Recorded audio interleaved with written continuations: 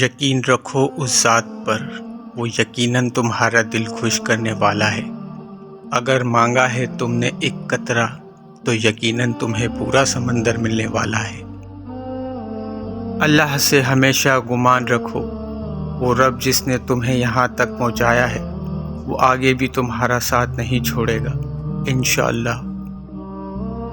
اللہ جانتا ہے کہ صبر کی راہ اتنی آسان نہیں ہوتی، اس لیے وہ اپنے بندوں کو کبھی تنہا نہیں چھوڑتا۔ اور ایک دن تمہیں یہ خوشخبری دی جائے گی کہ جسے تم اپنی دعاؤں میں مانگا کرتے تھے اسے تمہارے ہمسفر کے طور پر چن لیا گیا ہے۔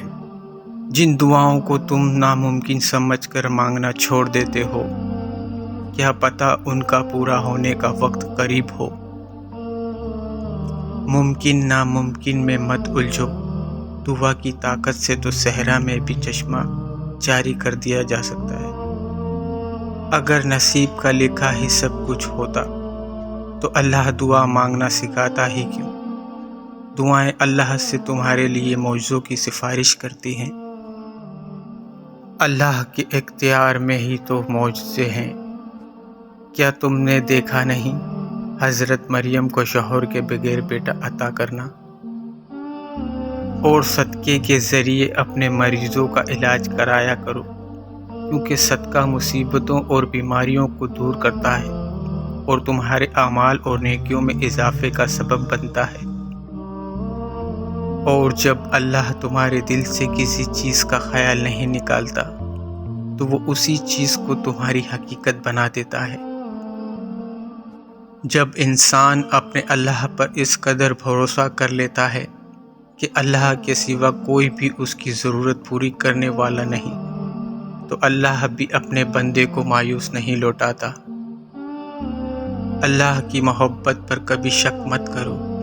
اگر وہ تمہیں آزما رہا ہے تو دراصل وہ تمہیں اس چیز کے لیے تیار کر رہا ہے جو تم دعاؤں میں مانگتے ہو۔ اب اگر اپنی من پسند چیز چاہتے ہو تو صبر تو کرنا ہوگا، تھوڑی مشقت تو اٹھانی پڑے گی، تھوڑی مشکل تو برداشت کرنی پڑے گی، تھوڑی ہمت تو بڑھانی پڑے گی۔ آخری سانس تک امید کا دامن نہ چھوڑو، وہ سانس کے آخری پہر میں بھی تمہیں نئی زندگی سے نواز سکتا ہے۔ محبت کرتا ہے اللہ تم سے اتنی محبت کہ اگر جان جاؤ تو خوشی سے دل بھر جائے اور تم ہو کے خود کو اکیلا سمجھتے ہو۔ تو پھر مانگو اپنے رب سے ہر وہ چیز جو تمہاری نظر میں ناممکن ہے، پھر وہ اپنے کرم کی ایسی نظر کرے گا کہ سب ممکن ہو جائے گا۔